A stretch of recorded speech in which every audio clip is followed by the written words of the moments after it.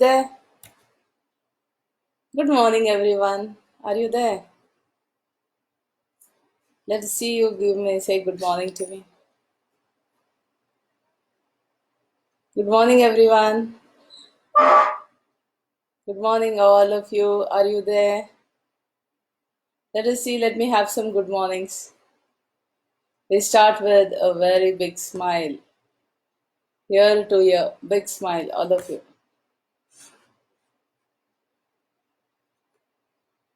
Shall we start? Yashaswini, good morning. Good morning. Yeah, Yashaswini. I saw your smile. Great. Other seniors there. Happy day. Sabah al-khair. Namaste, namaskar. Bahar, good morning. Subakir, right? Yeah, all of you. Chavan, good morning. Kumar, yeah, good morning. Shall I start? Yeah. Class, I have sent you some, I think, 4 PowerPoints, okay? PowerPoint slides, files. Now, yeah, good morning, all of you. Now, there is in the file, there is one which says IFM2. It contains some technical details which you may require, not all of you, and some of you may require, some of you may not. Still, I have sent the technical details, but remember, I'm not going to go into all the technical details because that is not my purview. My purview as a teacher of international business for you is to teach you the issues that are necessary in international business as regards international financial management. My purview is to teach you, my prerogative is to teach you how international financial management issues affect an international business. All right. What is an exchange rate? What is purchasing power parity? Towards the end, if you need, I will explain. But it is given in my slide. It is very easy. Okay, purchasing power parity is similar to what I taught you in the gold standard. Now we will go into this situation. Okay, take Kia Motors. Kia Motors is the second largest automobile manufacturer of South Korea.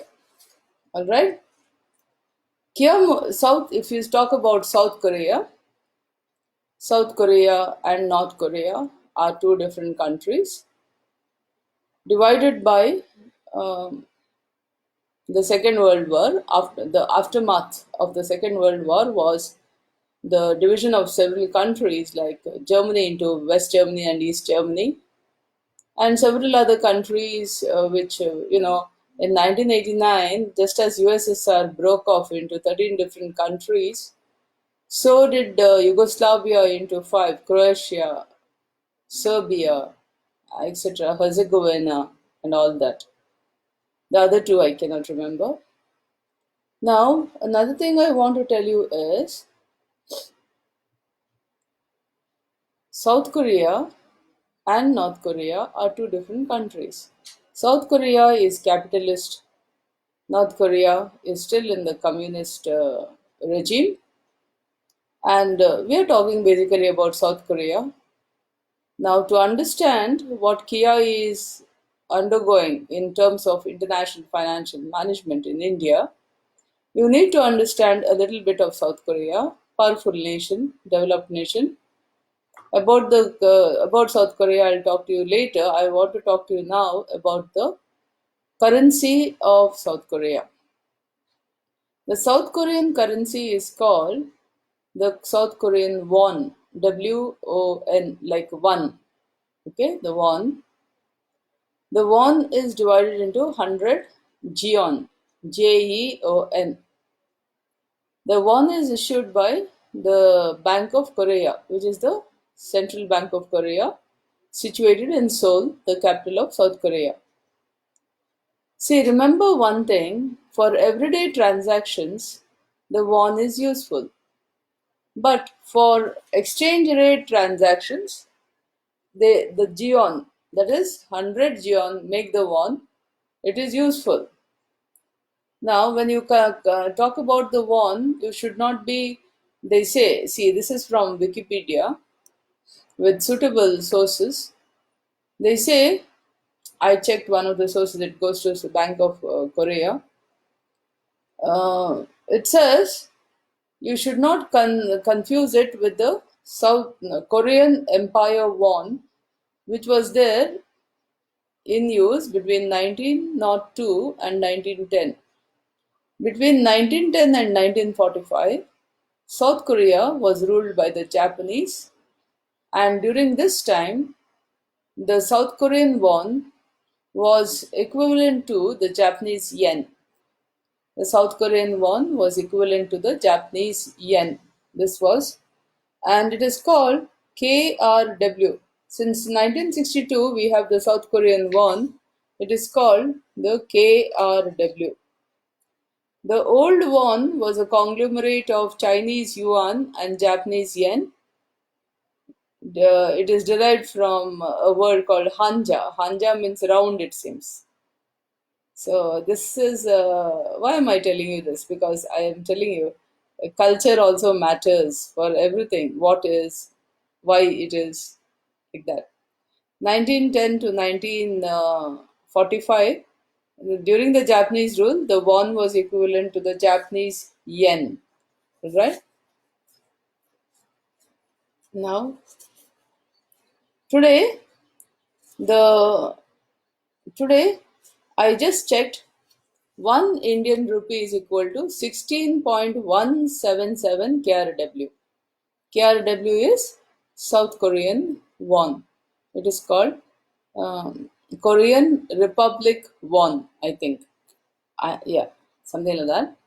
KRW for short form, no? Like we have the symbol for rupee, or usually before the symbol we used to call it RS, capital R and S. Is everyone there? Wait one second. Good morning, Gangadhar. Purnima, good morning. Oh, Gundappa. What man Gundappa? Rajesh, good morning, Rajesh. Okay. So, Rajesh is my postdoctoral student. Alright, here we are. I was talking to you about KRW. Today I checked 1 Indian rupee is equal to 16.177 KRW. Now, see, I will explain to you like this.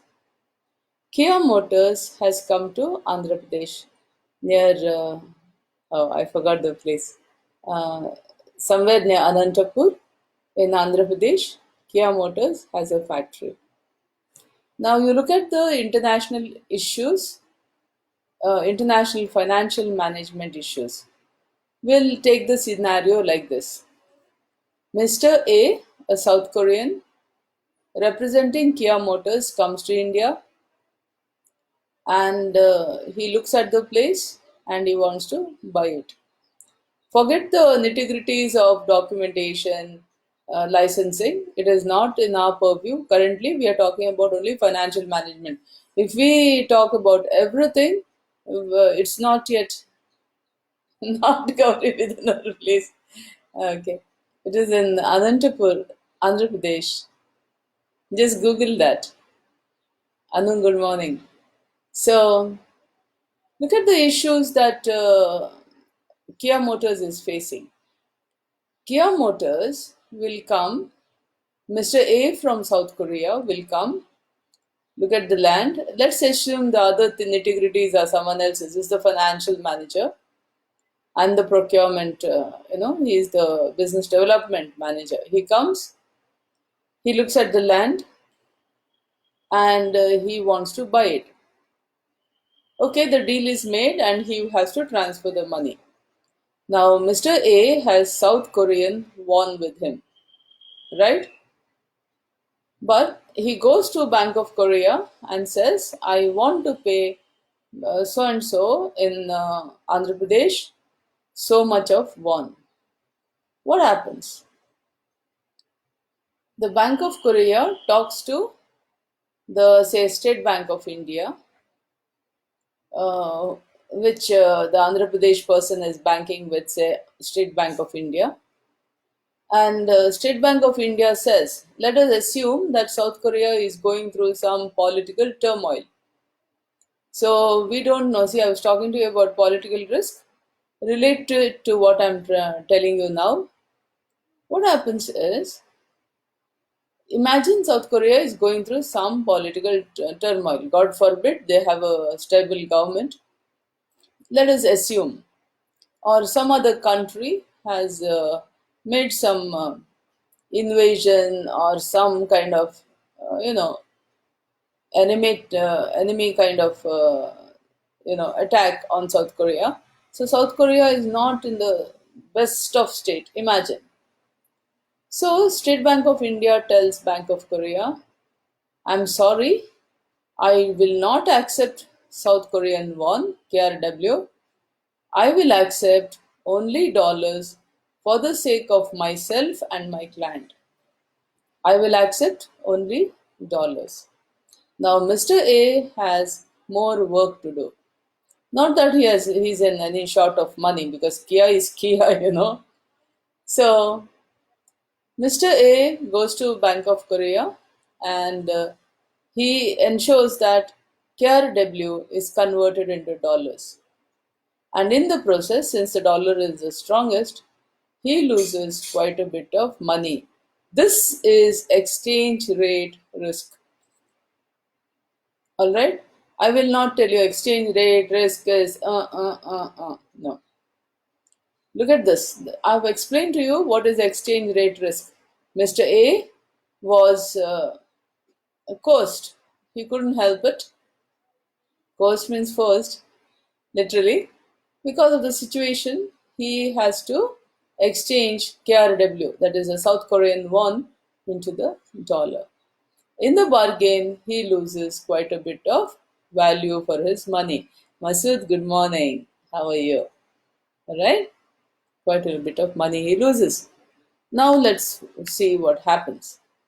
All right? Now, okay. Daniel, I want the place in Andhra Pradesh. It starts with an L. I forget it. I saw yesterday the manufacturing facility, as per Wikipedia, in of Kia in Andhra Pradesh starts with a place called L. I want the name of that place.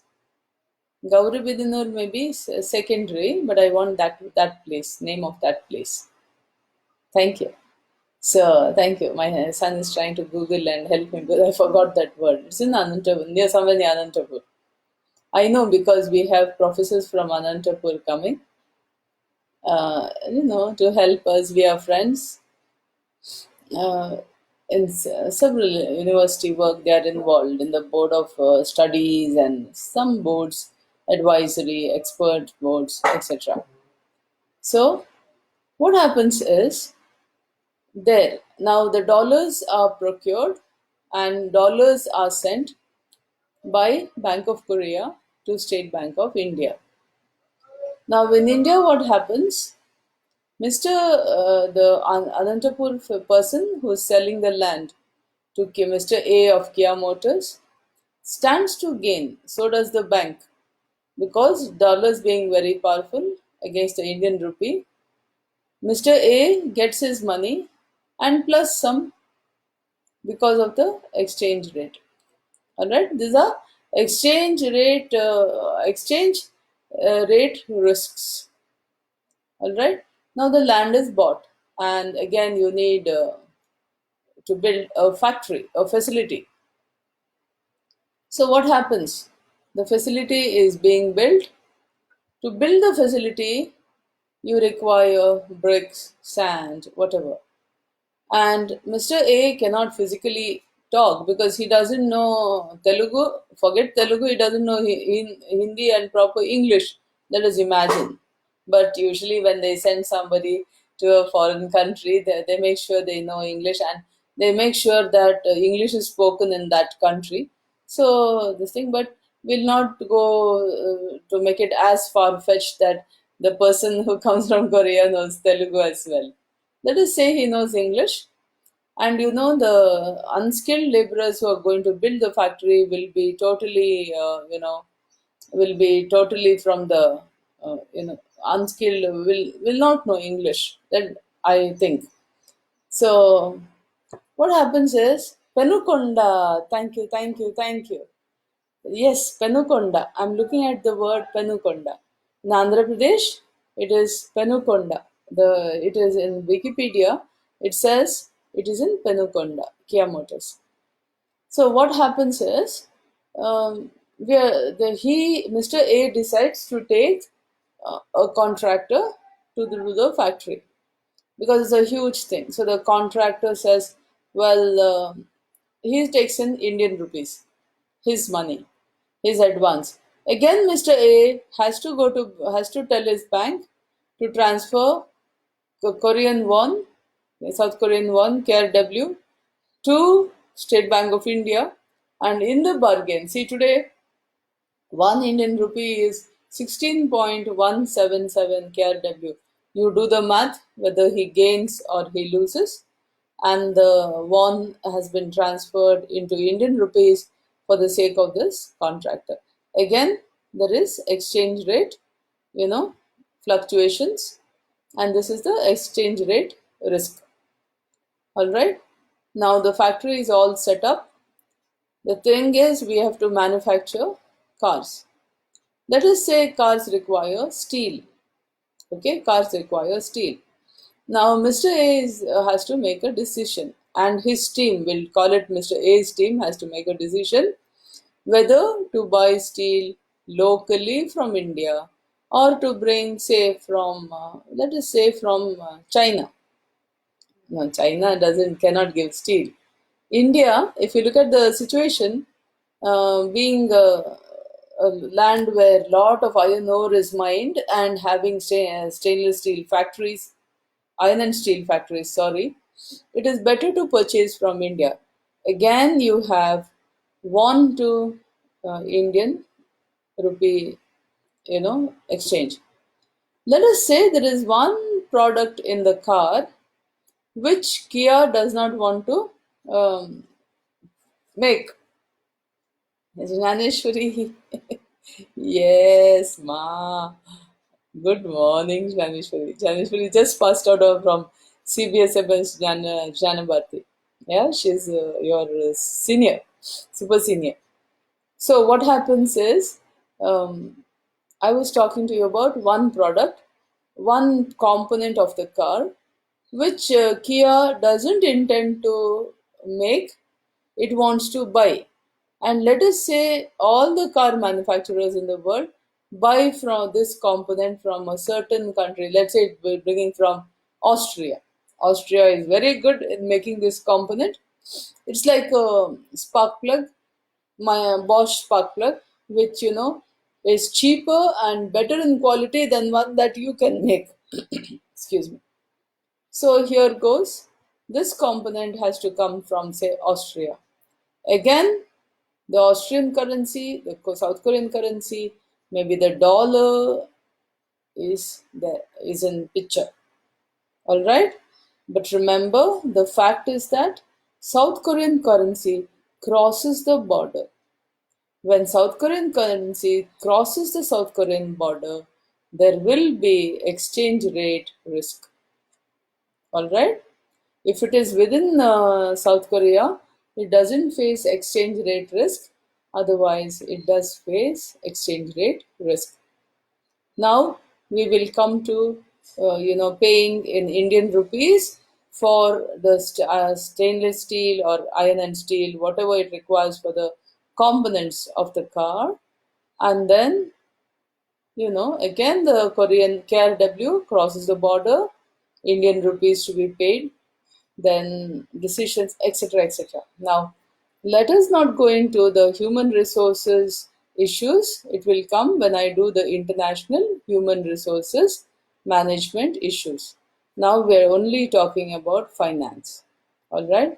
Now, when you sell, Suppose Kia Motors has manufactured and it is manufacturing. See, BMW is manufacturing 9 models, it seems, in Chennai. Yeah. So suppose this is manufacturing cars for India to be sold in India and for foreign countries.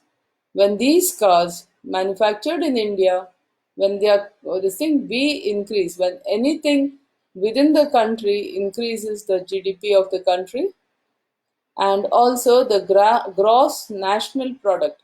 Gross national product is a total of all the products that are manufactured by Indians, and GDP is something that is manufactured in India. Also, it improves the balance of payments because India's balance of payments, because when a car manufactured in India is sold in, say, uh, the US, then naturally US dollars are come into India. So foreign exchange, foreign currency coming into India makes the balance of payments favorable. The opposite is making it deficit. The BOP becomes deficit. So here we are. These are the issues. Why our country is encouraging Make in India policies? Mainly because for a favorable balance of payments situation. Secondly, for labor. Now, since I'm talking about international finance, I will talk about only the financial issues. The balance of payments becomes favorable. So, I've given you an example of, instead of explaining to you from what is there in the slide, I've given you a practical example how a foreign car manufacturer faces different international financial management issues in a different country of operations other than the host country. All right. Now, I have given you a PowerPoint on BMW. Please take that. I'm doing the first slide. We are all familiar with the manufacturer BMW. The company has been building automobiles in Germany since 1916. Over time, the company lost its market share in Germany, and by 2011, less than 20%. See, it doesn't mean that it was not selling its cars were selling, but out of 100 cars sold, only 20 of its cars were sold in Germany. Rest were all over the world. Since 2011, BMW has seen significant growths in markets like China, India, and Russia. Now, there was an unfavorable exchange scenario. You look at BMW's scenario, as I tell, I will explain. When you have operations in different countries, remember you face the issue of different currencies. The shift in geographic locations where BMW was doing business created numerous financial exposure associated with financial exchange rates, currency exchange rates. Exchange, exchange risk describes a geographic dash financial condition in which the cost to sell in one currency and buy in another becomes so unbalanced that a company's losses are mounting even as their revenue goes up. Listen, the geographic financial condition, because cost to sell in one currency and buy in another. I explained to you in terms of Kia Motors. Currency, though the revenue is going up, these currency exchange rates are really bad. We are not talking about small amounts of currency, you see. See, it is like this. I explain current ratio, the value of current ratio like this. Current ratio is current assets by current liabilities. We know that. So, if you look into our textbooks, they say a favorable current ratio is 2:1. It makes sense. What do you mean? It makes meaning to pay off liability of 1 rupee, you're keeping an asset of 2 rupees. Okay, fine. We'll exchange, we'll go into bigger denominations. So you're keeping 20 rupees to pay off 10 rupees. 2 is to 1, fine. You're keeping 200 rupees to pay off 100 rupees, still fine. You're paying 20 lakhs, you're keeping to make 10 lakhs. Hmm. Still it is 2 is to 1. Are you going to keep, say, 20 lakhs to pay off 10 lakhs? 10 lakhs is a huge sum of money. Isn't it idle cash?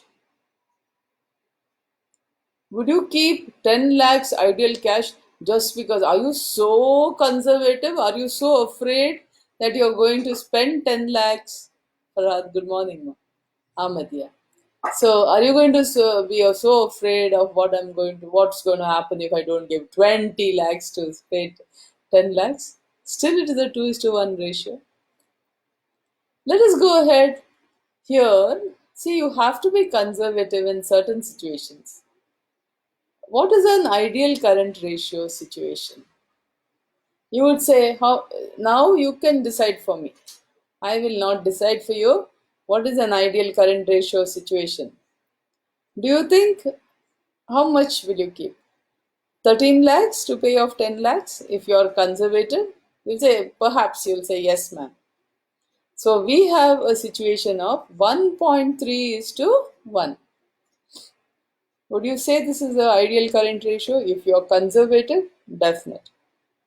If you're the rebellious and the adventurous type, as is their conservative opposite, and somewhere in the middle, in the conservative versus the very free, in the continuum, in the middle, we are in the middle.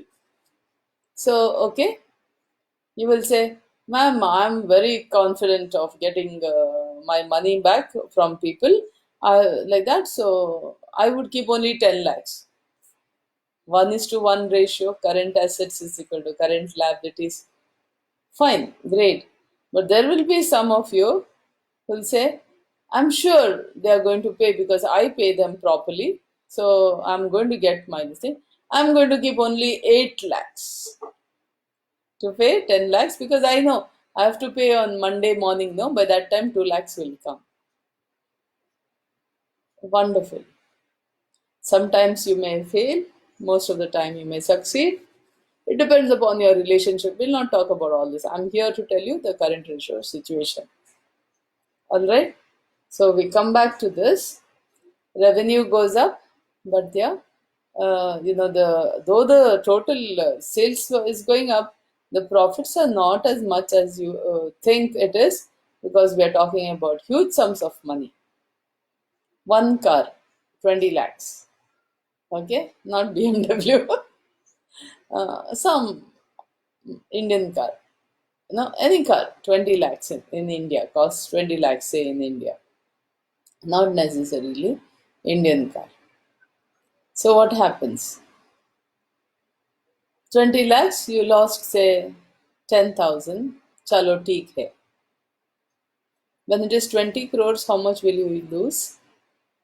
1 crore, how many zeros has it? 20 crores must be having 6 zeros. Do the math. And that time it hurts. For a small amount, it looks like a small amount I've lost. It does hurt, but chalo ठीक है, फिर देख लेंगे, etc. etc. And there is every dog has its day. Today I will lose, tomorrow against this currency I will get more money. Or when that currency there, one two other two countries I'm changing. There I'll get against the euro, I'll get more money. Instead of losing, I will gain, so I will balance. This situation comes. Did you understand? When you are in 10 different countries, everywhere exchange of currency will not make a loss. Now, there is one situation this situation can be tackled in one particular way. What you could do is make a basket of the requirement and transfer it once into the dollar. You want dollars?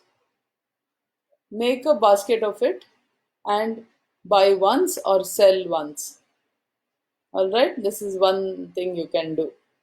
Or you see what they are doing. Currency exchange costs was something BMW didn't really want to pass on to their customers. They can't make their cars more expensive than what they really are.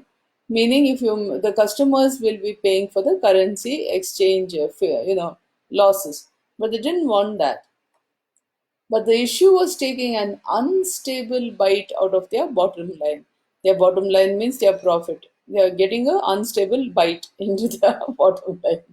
BMW, see, this is what I took from internet, so don't look at me with that evil eye.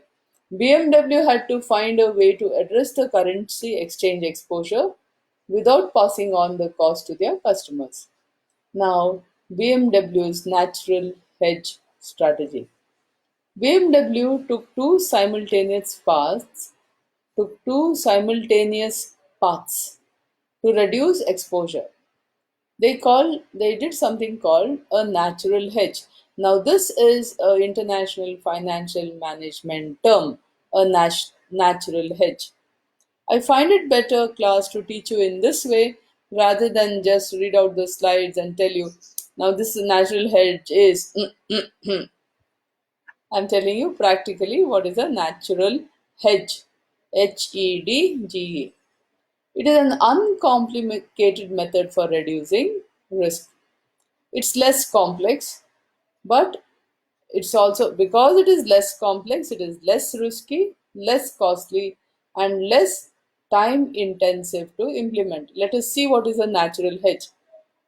The natural hedge for BMW was to reduce exposure by concentrating production in the places with the greatest sales. For example, BMW has a manufacturing facility in Chennai. It has a training center in Gurgaon. Why has it come to manufacture in Chennai?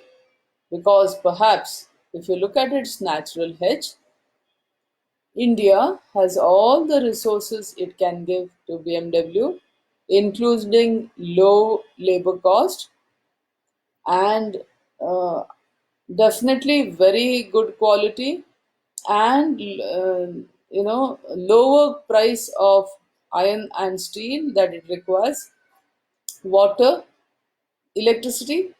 I've been talking to you about related and supporting industries being situated in and around Chennai because of the various companies, foreign car manufacturing companies like Hyundai, etc., Peugeot also, Volkswagen, all of them are in Tamil Nadu. So the related and supporting industries which manufacture OEMs, original equipment manufacturers, all these OEMs are in and around Chennai. So probably BMW went there. So see, look at BMW's natural hedge strategy. Being in this country, it gets most of this land, labor, capital, perhaps if they're necessary, forget the capital, and all the other factors of production, it can pay in Indian currency because it is procuring all this from India. Okay, this is what it means. BMW moved production to geographic areas where their sales were the most robust. At the same time, they shifted their purchasing policies. Instead of using international suppliers, the company aimed to purchase locally. Do you understand? This is the natural hedge that we are talking about. It reduced the number of times that currency exchange was required to conduct business. Imagine you're bringing, let us say you have established in Chennai, which it has. The local people are employed. Happy situation for India because we require jobs. But that is not our situation of international financial management natural hedge. It has to convert its, Germany is euro. Okay, Germany does in euro because it is a very much a part of the European Union. So the euro is converted into Indian rupees for the salaries, for the factory, anything, water, whatever, electricity, and the payment of iron and steel, everything will be in Indian rupee. So you don't have to keep on exchanging because everyone has a every time you change that currency, euro to Indian rupees, it has a transaction cost. The banks make their own charges, and every single transaction, according to the forces of demand and supply, market forces, you have to lose money or gain money. Every time there's a fluctuation.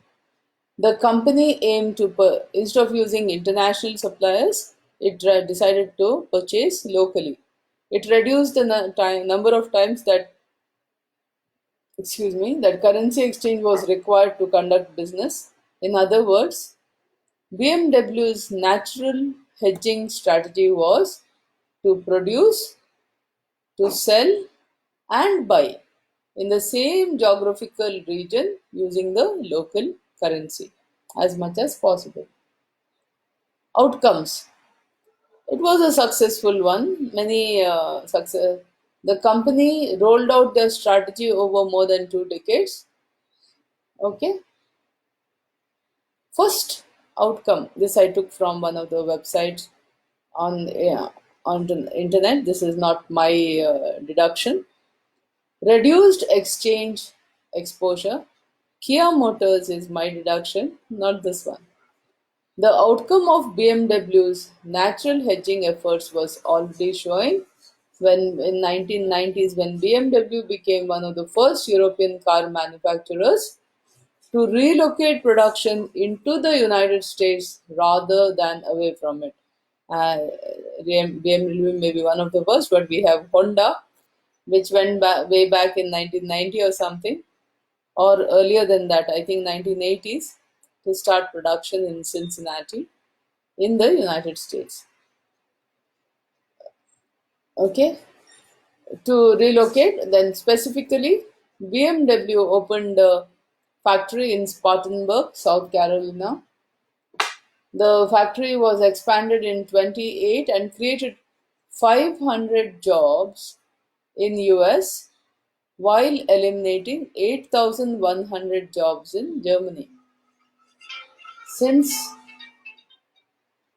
since BMW sold more cars in US than in Germany, moving its factory and its jobs to the United States reduced exchange exposure.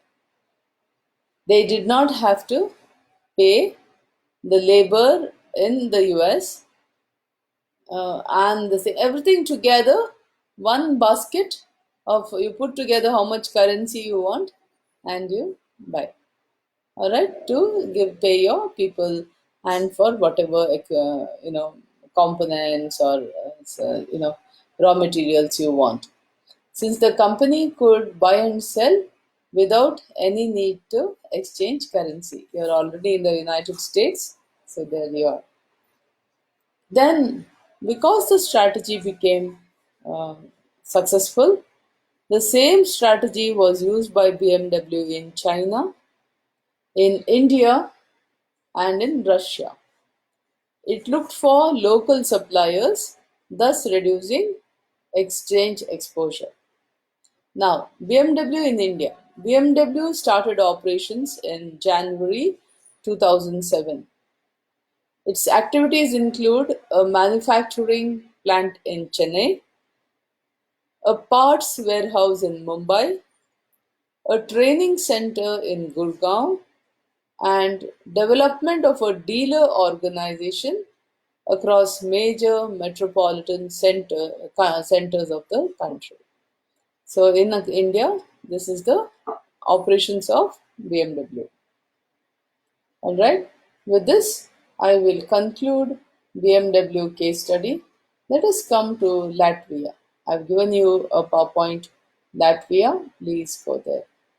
See, now this is sort of an assignment for you because I have two questions at the end of this case study, and you have to answer that based on whatever I have taught you so far, not only international financial management, because your case studies for your exams will not be restricted to only international finance or something. So use all your knowledge and answer the questions at the back.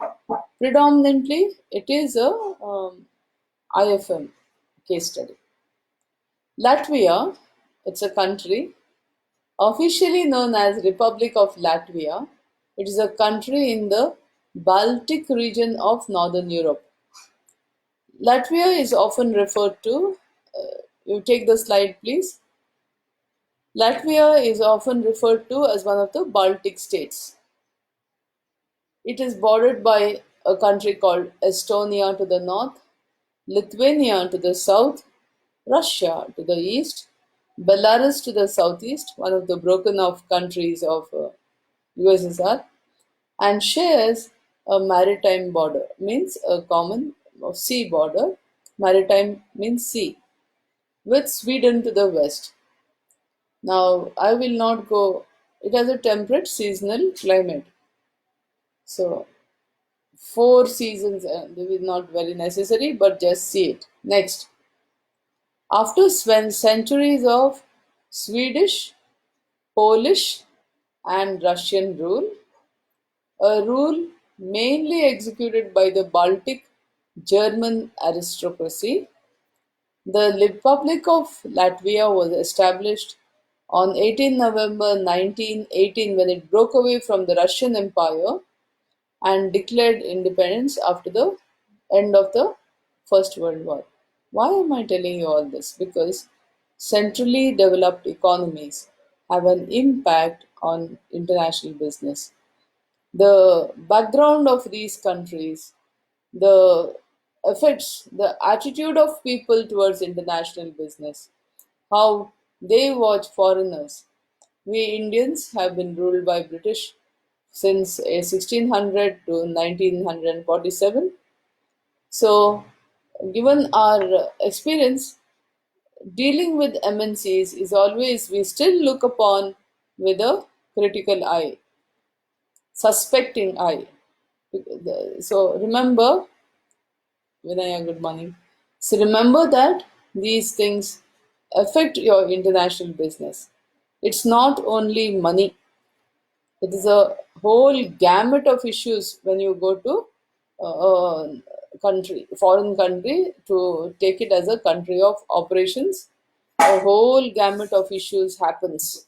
So remember that. All right. Now, once again.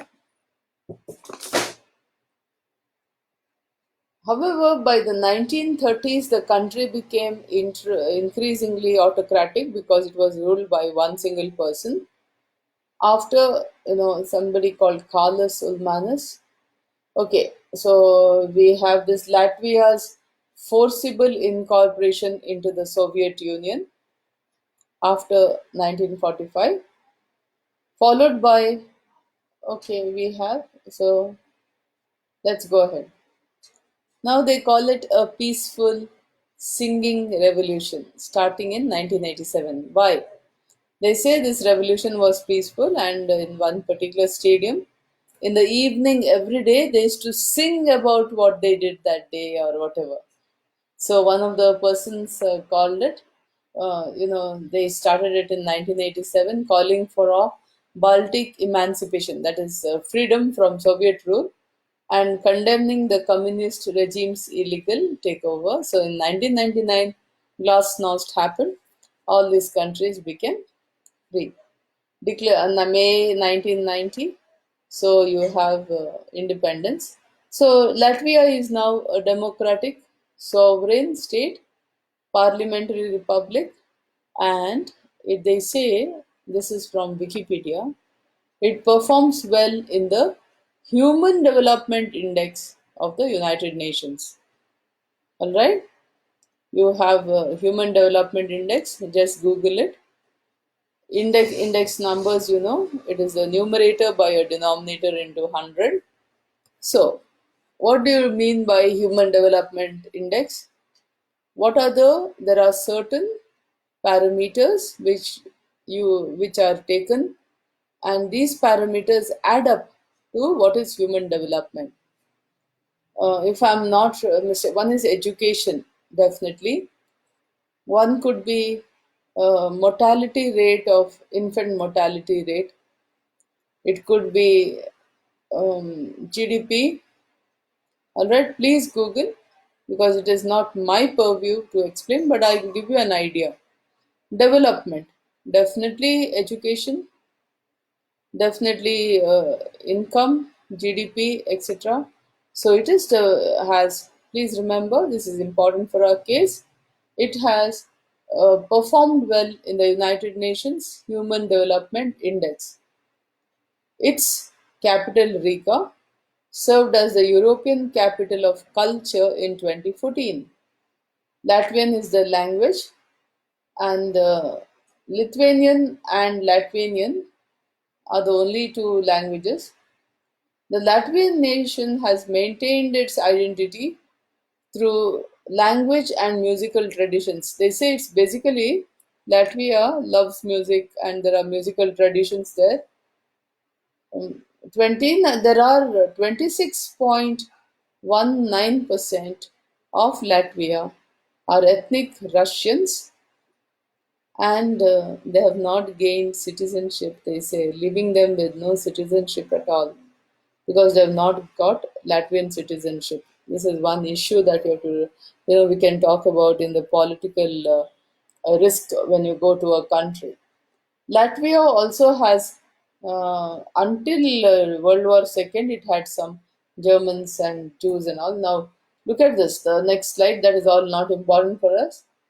Latvia is a high income advanced economy and ranks 39th in the world in the Human Development Index.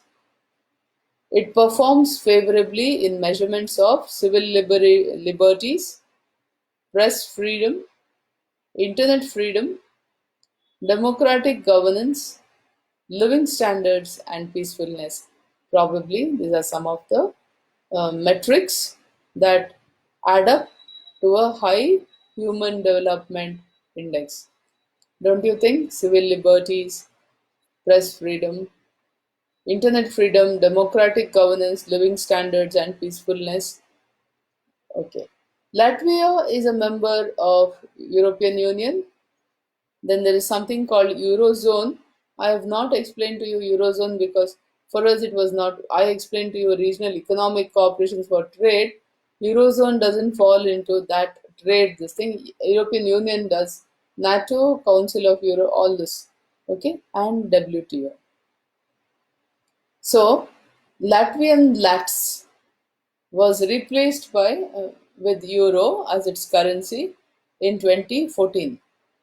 See, uh, in the past 2 centuries, they say, with Riga is the largest port in the Russian USSR.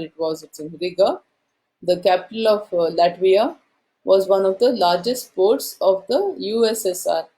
Now it is in Latvia. Railways were built, factories, banks, university, residential and public and school buildings, new parks. They say Riga has beautiful boulevards. Okay, yeah. Now look at this. Latvia's annual household income per capita in December 2018 was 7,732.038 US dollar. Now it doesn't make sense to us unless it is compared with some other country's income. India's GDP, this is GDP, reached per capita reached 2,143.946 in March 2020. Just see a comparison. I didn't get, maybe I'm comparing mangoes with oranges because I'm talking about annual household income of Latvia as compared to GDP of per capita of India, but it does give you a little bit of comparison idea. Now, Latvia's annual household income per, okay, let it be. But Latvia is the fourth poorest European Union state in terms of GDP per capita. See, listen, uh, how European Union will see it, it will see it as poorest, two, three, four, poorest. After that, there are three more countries who are poorer than Latvia in the European Union. All right. European Union, as I told you, after Brexit, we have 27 countries. All right. Country still has, but they say that it has income inequality and economic growth, it is said, remains modest. Now, here, this is from another internet website. It says, this is your question now. You know the background of Latvia? A country as well as an MNC has similar issues to face in international business. Whether a country's government is dealing with a country's government to establish some kind of, whatever, business, or business from, say, Latvian business is trying to establish some business in India, the issues they face are basically the same thing.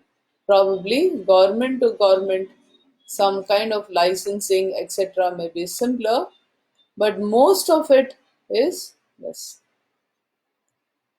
I hope you're not getting that blinking. Every 1 minute, I'm seeing some fluctuation on my screen. I hope you all are not getting that. Okay, look at this. Latvia has asked for funds from the International Monetary Fund (IMF) to help develop its economy, and it says here to stabilize its financial system. It is also asking help not only from IMF, from the European Union as well. The Latvian Prime Minister said he would be the sum that they want would be after discussing with European Union and the IMF. Why? Latvia has fallen into recession and has recently nationalized the country's second largest bank. The government itself, after nationalizing the bank called Parex Bank, has invested $353 million into it. Now, if you see Latvia's economy grew by 50% between 2004 and 2007. By the way, Latvia joined the European Union in 2004. In 2014, its currency also became euro. All right. Now,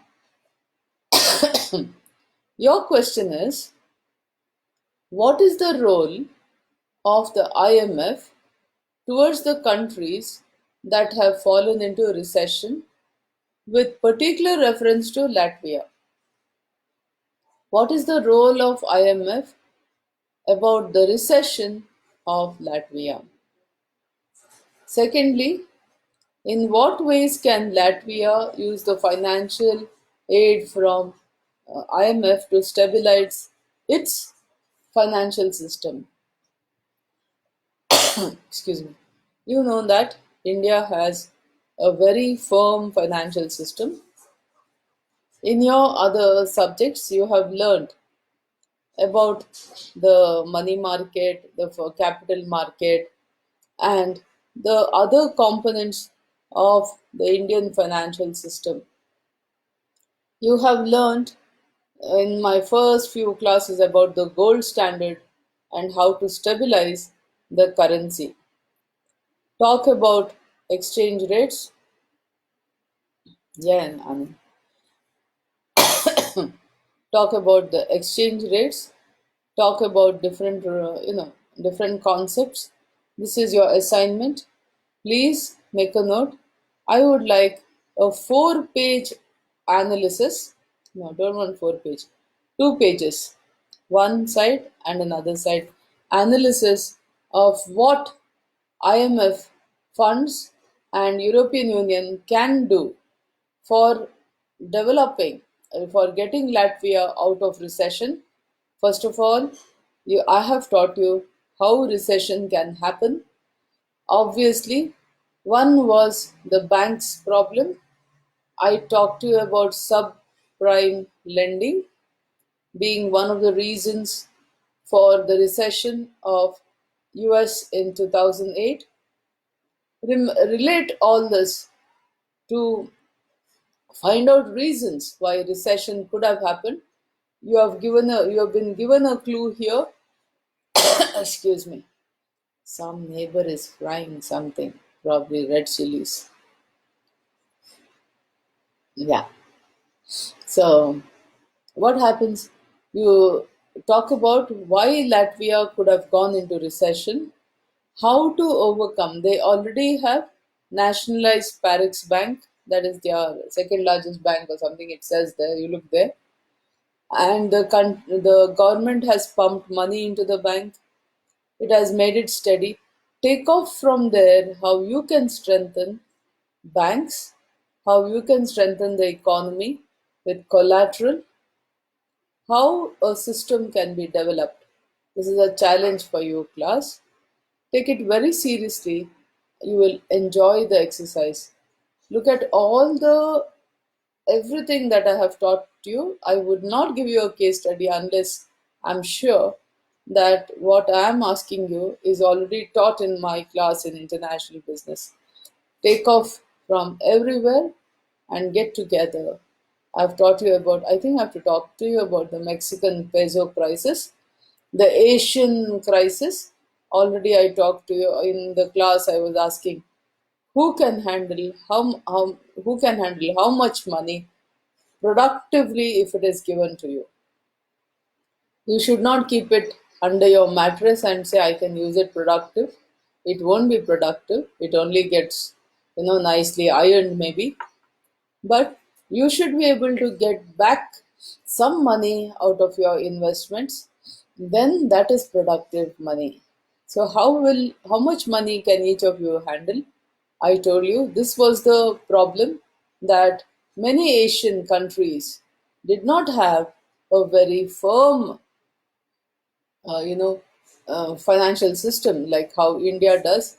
And that is why, without a financial infrastructure, MNCs bringing huge amounts of money into the country, they could not handle, because the financial structure, like where will you put the money? Put it in our banks. All our banks are capable of handling huge amount of foreign exchange, foreign capital.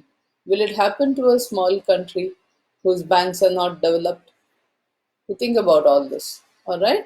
So based on this, I want you to analyze whether Latvia should be given. Let's say, okay. Now, I before I go on, I have to make one beautiful case study. It is based on a movie has been made on this movie on based on this case study.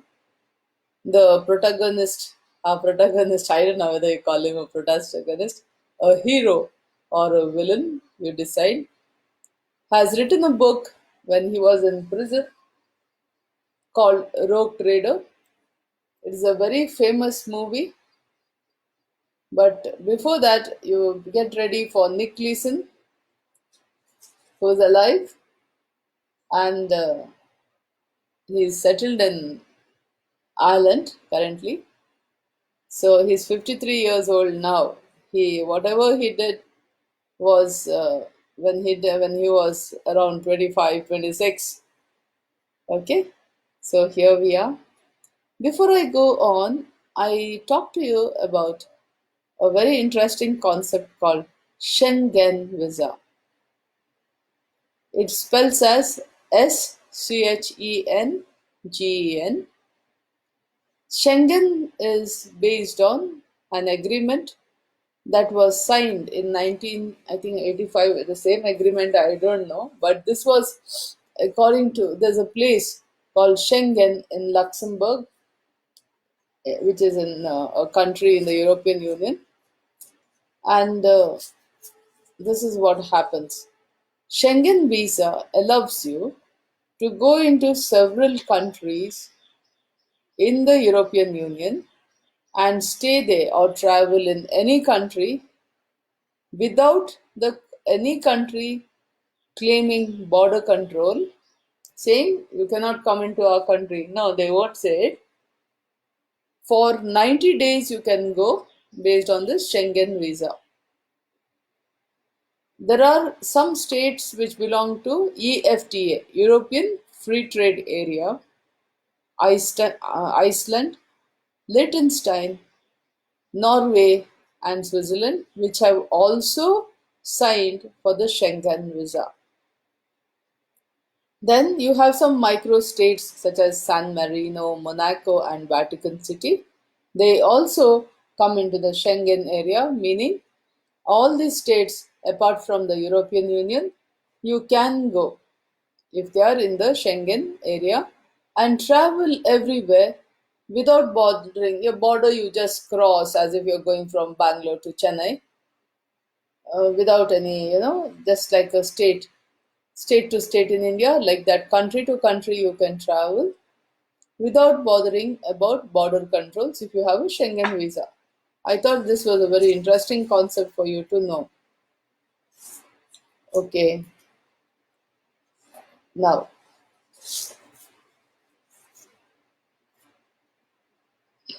okay.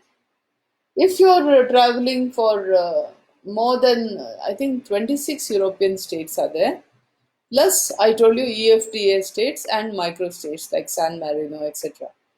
San Marino is somewhere near Italy. Now, if you want to go to a state, say you've traveled with Schengen visa and then you want to stay in France for after 90 days are up, you must make sure that before 90 days are up, if you want to stay on the 90 day number 91, you have to have permission from that country. In this case, of example, it is France. All right. Shall we continue? Please go into the case study because I want to do this case study today. It's 1 hour. I have half an hour left. We'll do this case study. Do you have another class? Okay. I'll be quick. I think it's 11 o'clock. I will do quickly. Nick Leeson and the Barings Bank. Instead of going into this case study, I'll explain to you like this. You read it. See, I don't think I can take half an hour, maybe 10 minutes at the max because I think 11:15 you have another class. I do not want to, I do not want to, it's not fair to go into someone else's class and take up their time. Yes, 10 minutes, I'll explain. You can see Nick Leeson. This is how he looks at the age of 53 perhaps. Nick Leeson was about 25 years old when he was sent, finance class is there. Okay, Bahar, 10 minutes, I'll finish. He was sent as a representative or an employee of a bank called Barings Bank to Singapore to its branch. As you know, even educated people like us do not fully understand what is the forward, what is the future, what are derivatives. We do not fully understand, and we are always afraid of putting our hand and dealing in them. For a academic purpose, yes, we know. A forward is there's a put option, there's a call option, all of it. But if you go into the market, it's not easy. It's difficult. What happened is Nick Leeson started. See, Barings Bank is a 200 plus 265 years old bank or something like that, 200 plus. It said it gave money to Admiral Nelson Admiral Nelson was the person who fought against Napoleon of France in the battle of and defeated him in the battle of Waterloo. If I'm mistaken, you tell me. In the battle of Waterloo, Napoleon, the French chief or president or whatever he was called at that time, the French big man, and fought against was for England sent Admiral Nelson with their army, navy, to fight against Napoleon, and he was defeated in the Battle of Waterloo. And for this battle, it is said Barings Bank had given the finance for this battle. It was a battle not between, it was between England and France, and England had financed the battle, financed Admiral Nelson and his ships and his people and equipment, and it was Barings Bank. So you can imagine how old this bank was. What happened is they sent Nick Leeson to Singapore. In Singapore, Nick Leeson started dealing with the derivatives, forwards, futures. He made 10 million for Barings Bank profit. The senior people in sitting in England in Barings Bank were extremely pleased, and they did not question him. When the auditors came, Nick Leeson was in control of the back office, so whatever he did was not at all coming into the fore.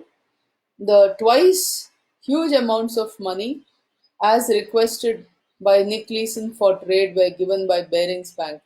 Basically, when you are a bank, you do not use bank money to deal with, to speculate, which Nick Leeson was doing. You use clients' money, and because clients have told you to speculate, Nick Leeson used the bank money, and his loans were kept hidden in an account that was 88,888,58. And finally, when the bank losses amounted to nearly 387 or something million or billion, whatever, Nick Leeson fled, saying, I'm sorry. He was found in a luxurious hotel in Malaysia with his wife, and he was in prison for a long time. Recently, BBC has reconciled Barings Bank and Barings Bank shut down. Why Nick Leeson is important? Because Barings Bank shut down thanks to his work. So I think I have taken 10 minutes. It is 11:06. You still have 5 minutes to relax.